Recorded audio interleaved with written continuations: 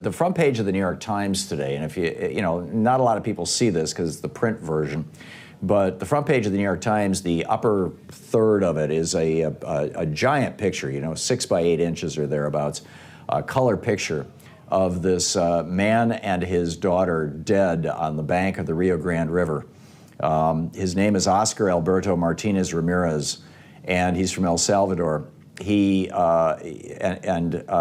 don't have his daughter's name, I'm sorry, but the two of them, here's what happened. First of all, he had tried to present himself to U.S. Customs, he tried to present himself at the border, but the Trump administration has basically said, no, we're not taking, we're taking this little tiny number of people every day, like, some 20, 30 people at each border crossing, and you can't present yourself at the border functionally. So what they were trying to do was swim across the Rio Grande so that they could then present themselves to the border officials who would, quote, arrest them so that they could, make their case before a judge that they were actual refugees fleeing violence in El Salvador. Violence, I would add, that to some extent was caused by Reagan administration policies, but also by climate change, which I'm going to get to in just a second. He and his daughter, that little girl that we see in the picture, successfully swam across the river. They made it to the other side, to the U.S. side. They were alive. He set her on the bank of the river and said, wait for me, I'm going to go back and get Mom. He swims back to get his wife, and on the Mexico side, the Matamoros Mexico side, and his daughter is freaking out. Dad, you left. And so his daughter jumps in the water. His daughter, by the way, her name is Valeria. I just saw it here in the story. So Dad tries to grab the daughter, and in the process of grabbing the daughter, the current sweeps them away and drowns them both. They're hanging on to each other, and they get washed up on the bank, dead, holding on to each other. That's this horrible picture that's making it all over the internet and is on the front page of the New York Times.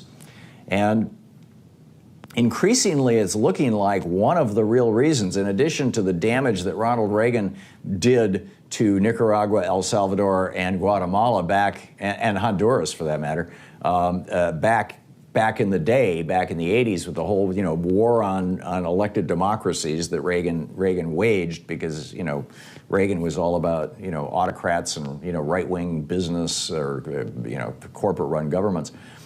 That climate change is having a huge impact on this thing.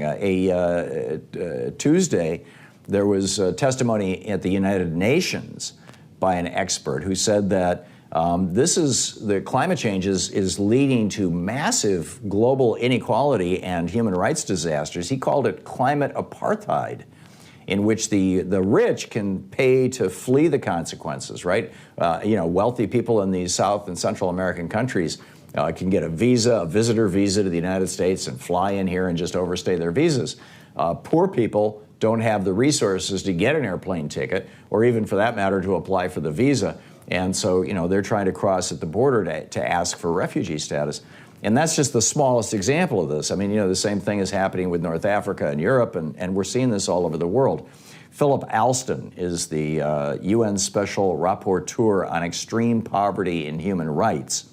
And he says that climate change could push another 120 million people into poverty just over the next 10 years. He says climate change threatens to, this is a quote from him, threatens to undo the last 50 years of progress in development, global health, and poverty reduction.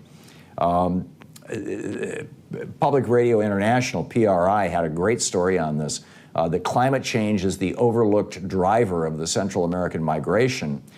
They said many of the members of the migrant caravans are fleeing a massive drought that's been going on in these countries, in El Salvador, Nicaragua, Honduras, El Salvador, for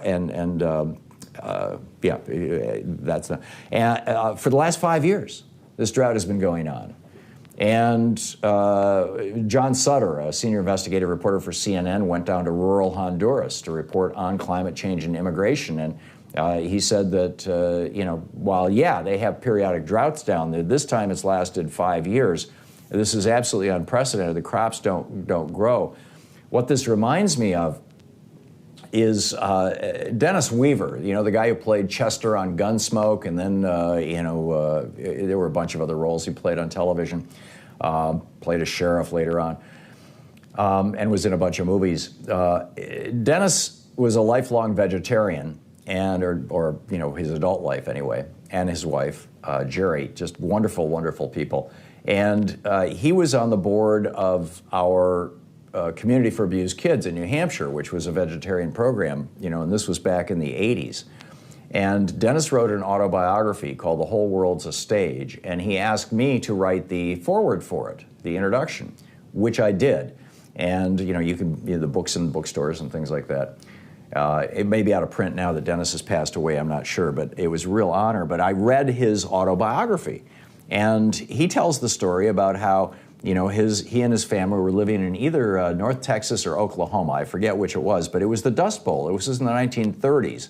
And because because so many farmers had cut down so many trees, that's what caused the Dust Bowl. And FDR reversed that with the Civilian Conservation Corps, the CCC, planting trees throughout the Midwest and the Southwest. But he and his family they were climate refugees as a result of the Dust Bowl. And they went first to Oregon, where they got a job as migrant workers picking strawberries, and then they went down to California, where again they got jobs as migrant workers, and he eventually got a part in something in Hollywood, and that spiraled into a career. But we had climate refugees here in the United States during the 1930s. Dennis Weaver and his family were one of them. But this was a local climate phenomena caused by deforestation. Now we have a global climate phenomena. And and these people who are fleeing Central America, fleeing drought in Central America, are just like Dennis Weaver and his family, who packed up the station wagon and headed off to Oregon, fleeing the Dust Bowl.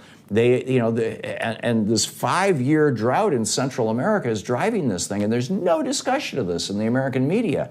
Maybe they don't want to offend big oil companies, or maybe it's just like something nobody's paying attention to. It's not anybody's radar.